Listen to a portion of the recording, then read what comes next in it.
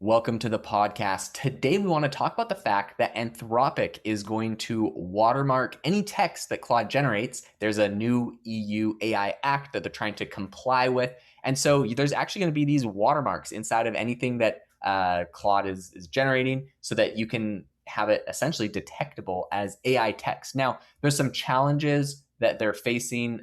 There's the way that they're doing this, I think, is very interesting. And there's people that have tried to do this in the past. So we're going to break down the state of the industry and how this will impact businesses and content creators moving forward if you're using AI to grow and scale your business, what this means for you. And speaking of growing and scaling your business, if you're interested in learning how to use AI and meta ads to grow and scale your career or your business, we just recorded an entire deep dive where I break down how I spent over the last few weeks $4,000 on meta ads for my company AI Box. What ads were the best, what my learnings were, what I'm doing differently, how I'm generating ads with AI, how I'm using the Meta MCP to have Claude connect into my account and help me make changes. All of this stuff that this was definitely way too complicated for me in the past. But now with the Meta MCP, I'm able to get some really incredible results. If you want to check that out, we have a whole video breaking that down on the AI Hustle School community. It's linked in the description. And it is currently free to join the community. It's $20 a month if you want to get access to over 100 videos that we have in there. But there's over 700 members. It's an amazing community. Everyone's sharing what they're building.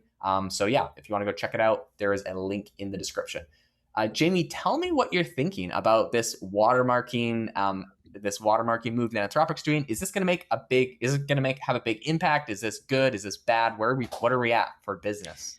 Oh man, this one makes me a little bit nervous, to be honest, because in the past, several months, whenever I want to write an email, I basically just hit the microphone button and tell Claude what the situation is, who the person is, and say, help me write this email. And I do obviously make tweaks, but if it ever gets put in Gmail like an AI content watermark or something, Everything. that's going to be pretty embarrassing in a business context. Although I already have a plan for working around this. Maybe it won't work, but sometimes if you screenshot something on a Mac, you can copy and paste the text from the screenshot. So maybe I'll do that. I don't know. It's got me worried though. What do you think, Jay? So it's actually interesting the way that they're doing this. If you remember in the early days, ChatGPT had like a AI detecting website where it was like it could detect if text was generated by AI. And then they actually shut it down because I think there was like false positives. People were like using AI for like school, and then the teachers were finding out, and they were like, I don't know, giving people bad grades, but sometimes it was a false positive. And anyways, I think OpenAI didn't want to be liable for it. They shut down that project. And now I feel like we're kind of coming full circle where people are, these laws are coming out where they're saying like you got to disclose if you're using AI. But I mean, I'm in the same ballpark as you, Jamie. Like, I don't want to sit there and format an email. Like, I want to get my message across politely, and that's about it. And so I'm going to voice to text it. Sometimes like I'm annoyed, sometimes I'm frustrated, sometimes I'm in a hurry. There's 100 different things that could happen. And I just like give the information in a very unformatted way. And I'm like, just format this to look nice. It does it. It looks great. I send it. I'm happy. But yeah, do I want a little generated by AI bubble like on everything I send? Wouldn't it be cool? And I'm sure people will make plugins that do that anyways.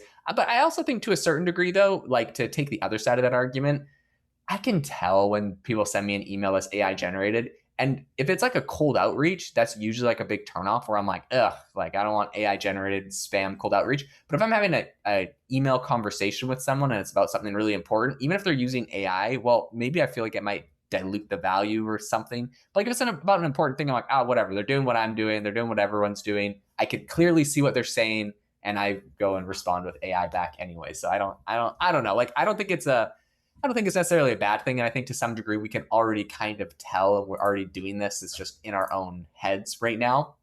This is what the support page on Anthropic said. They said, because the watermark is part of the text, it will travel with the text when it's copied and pasted elsewhere and may persist through some editing. Watermarking will be applied at the model level, which means it will be present no matter which Claude product or surface the text comes from.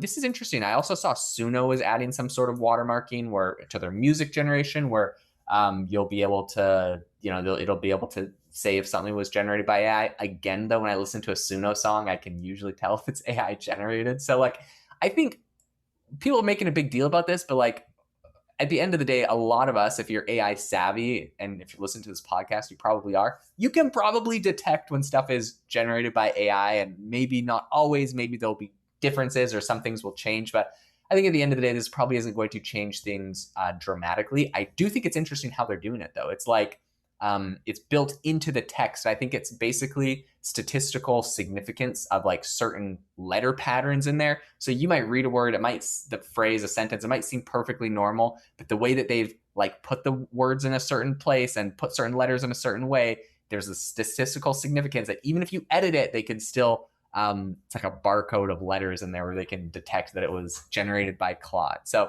anyways, kind of interesting how they're doing it.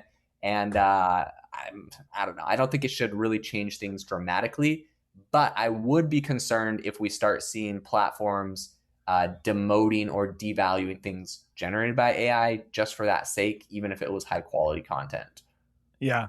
No, I think there in some cases there is a legitimate reason for not wanting something AI generated. For example, if you're a lawyer or writing up a document, I could see how wanting to know if it was actually created by a real lawyer or just Claude. That would be something I'd want to know. Um, but yeah, so I can definitely see there in some cases this is something valuable, but when it comes to like Gmail, I don't think it's that relevant whether or not it was fully written by a human or not. But I'm just wondering when AI is gonna stop putting M dashes in, because I always tell it to remove the M dashes. It I always, always even if I tell it that's my preference, it always puts those in there. I Yeah, I don't remember Sam understand. Altman like a year ago was like, "We solved M dashes. Like, just put it in your system prompt to like never use M dashes." And I did that, and it still did. And I'm like, "Okay, this is dumb. Yeah. Like, how can we not solve this problem?" But yeah, M dashes are the bane. I'll usually have like a follow up message on every single thing that's like, "Go remove all the M dashes. Go remove all the words, whatever these words, these phrases," and it goes and cleans stuff up. So that is annoying. As far as this, like why they're doing it, it's the EU AI Acts Transparency Code. This started August 2nd, and it requires machine readable markings of AI generated content. So everything's got to be identified. Claude isn't just putting this in like regular Claude, they're also doing it in their API. They're doing it in Claude Code, they're doing it in Claude Cowork, Claude Tag. So anything that Claude does will be affected by this. And it should be, it should be pretty standard across everything. Black Forest Labs, Google, Meta, Microsoft, OpenAI, Synthesia, they've all committed to that same EU code. So, I mean, I think basically everyone's going to be doing this where all text generated by everything will have some sort of AI detection built in, unless you go and get the open weight model from like Kimi K3 or something, which is kind of funny, but like all of these people fall, all of the regulation, all these people making rules, 100% is going to push people towards like I'm sure they'll be called like illegal models at some point, but like, yeah, like all the open source models, it's just funny Yeah. how that will probably drive adoption over there. If we have these like big banners that are like, this was generated by AI, okay, fine, I'll just go use an open weight model locally on my device that isn't going to be, that isn't going to have a big disclaimer on every email. So it'll be interesting to see where it goes with all of that. I, for one, make a lot of money generating AI generated podcasts and different, I think like histories, like my big niche that I do, but I have like fitness and finance and like some other areas as well, where I actually have a completely AI generated podcasts. And I'd be curious if those get demoted or devalued once, like if there's like AI watermarking built into them, or how the platforms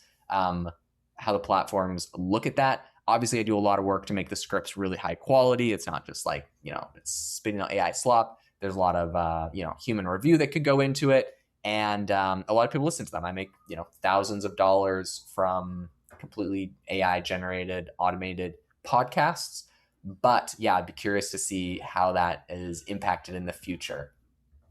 Absolutely. Hey, if you got any value out of this episode, we'd really appreciate a rating or review wherever you're listening. Those help us reach more people, and we read every single one. So thank you in advance. And again, check out our AI Hustle School community if you want to learn how to actually take some of these tools and go make money with them and grow your business. Thanks for listening, and we'll see you next time.